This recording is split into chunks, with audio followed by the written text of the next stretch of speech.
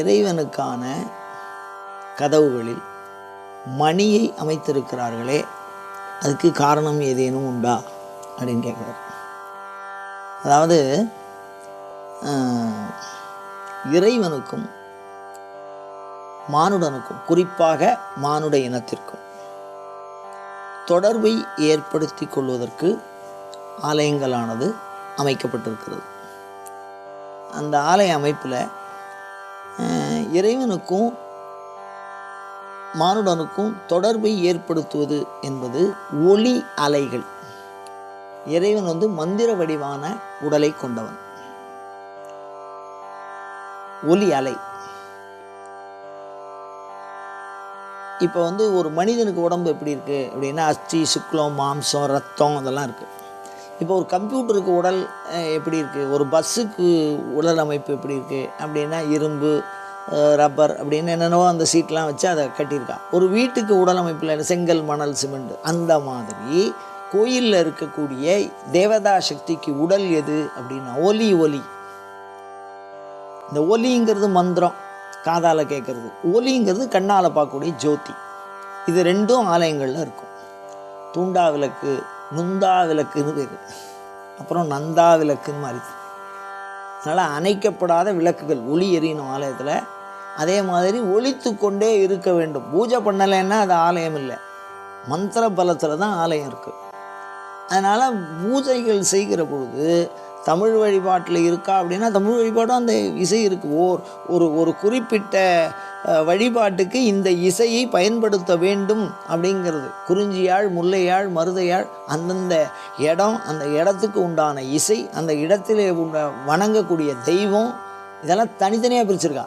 இந்தந்த சாமிக்கு என்னென்னது தான். அப்போ தமிழர்கள், தமிழருடைய வழிபாடாக இருந்தாலும் சரி, வடமொழி சார்ந்த வழிபாடாக இருந்தாலும் சரி, இரண்டும் ஒலி மற்றும் ஒலியை அடிப்படையாக கொண்டது.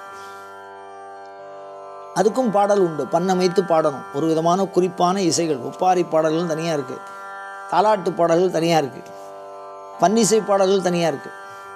சுத்தமான ஒலி மற்றும் ஒலிகளை அடிப்படையாகும். இப்போ வேதம் சொல்கிறோம், ஆகமம் சொல்கிறோம், ஸ்வரம், மாத்ரா, பலம் அப்படின்னு சொல்லியிருக்கா. வேதத்துக்கு அந்த ஏற்றி இறக்கி உச்சரித்து சொல்லப்படுகிற அந்த ஒளி வடிவம் எப்படி கம்ப்யூட்டருக்கு இரும்பில் இருக்கோ, எல்லாம் மனுஷனுக்கு எப்படி அஸ்தி சுக்லம்னு இருக்கோ, அந்த மாதிரி ஒளி மற்றும் ஒளி வடிவம். அந்த ஒளி இருந்துகிட்டே இருக்கணும் ஆலயங்களில். அதனால் உள்ள விளக்கேற்றி வச்சுருவா எப்பொழுதுமே. ஆலயத்து உள்ள ஒரு ஆலயத்துக்கு ஒரு நந்தா விளக்காவது இருக்கணும். அப்போ தான் அந்த தேவதா சக்தி அழியாமல் இருக்கும். அதே மாதிரி யாராவது மந்திரம் ஜபம் பண்ணிகிட்டே இருக்கணும். அந்த மந்திரம் ஜபத்தை அந்த ஒளியால் வச்சுருக்கிறதுனால இந்த ஆலயங்களில் நிறைய இடங்களில் இந்த மணிகள் கதவுகளில் வச்சுருப்பாங்க. இந்த கதவுகளை அசைக்கிற பொழுது இந்த ஒலி சத்தம் கேட்டுகிட்டே இருக்கும். அந்த ஒலி அலைகளாக இறைவன் அங்கே தங்கி இருக்கிறான். அதனால தான் எடுத்தோடனே கைமணி அடிப்பா. ஆகமார்த்தந்து தேவானாம் கமனார்த்தந்து ராட்சசாம் குருகண்டாரவம் தத்ர தேவதாஹ்வான லக்ஷணம்னு சொல்கிறார். லக்ஷணம் அப்படின்னா முறை, இலக்கணம் எல்லாத்துக்கும் சொல்லலாம். லக்ஷணம் தான். அப்படி தேவர்களை வரவழைப்பதாகிற ஒலி, அரவம். தமிழே அரவம்னா சப்தம்னு அர்த்தம். அந்த ஒலி எழுப்புவார்கள். அந்த ஒலி எழுந்தாலே அந்த ராட்சச சப்தம்லாம் போய் மானுடர்களுக்கு தக்க வகையிலே இறை அருள் ஆற்றலானது வெளிப்பட்டு விளங்கி தோன்றும். அதனால் அந்த மங்கள ஒளி, இந்த ஒளி மாத்திரம் இல்லை, இந்த மணி ஒளி மாத்திரம் இல்லை, இப்போ மேளம், நாதஸ்வரம் அதுவும் ஒளி தான். ஓதுவார் அற்புதமாக பாடுறார். தேவார திருவாசகங்கள், இன்னிசை ஒளி தான். இன்னிசை வீணையர் இயம்பினர் ஒருபால் இருக்கொடு தோத்திரம் இயம்பினர் ஒருபால். ரொம்ப அழகாக சொல்லுவார். வேதம் சொல்கிறவா ஒரு பக்கம் இருக்கா, வாத்தியம் வாசிக்கிறவா ஒரு பக்கம் சொல்லிட்டு இருக்கா, பாட்டு பாடுறவா ஒரு பக்கம் சொல்லிகிட்டு இருப்பா. அதை தவிர குருக்கள் உள்ள ஆகமத்தில் பூஜை பண்ணிட்டு இருப்பார். இது எல்லாமே இருக்குது. வேத பாராயணம், மூலமந்திர ஜபம், இது எல்லாமே ஒலி.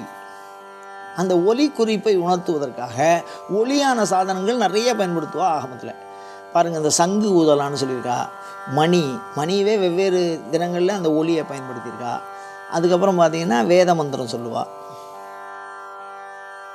அப்போ இந்த ஒளி குறிப்பை இறைவனுடைய சரீரமாக பயன்படுத்துவதனால் ஆலயத்தில் இந்த ஒளி இருந்து கொண்டே இருக்க வேண்டும். ஒளியும் இறைவனுடைய வடிவம்.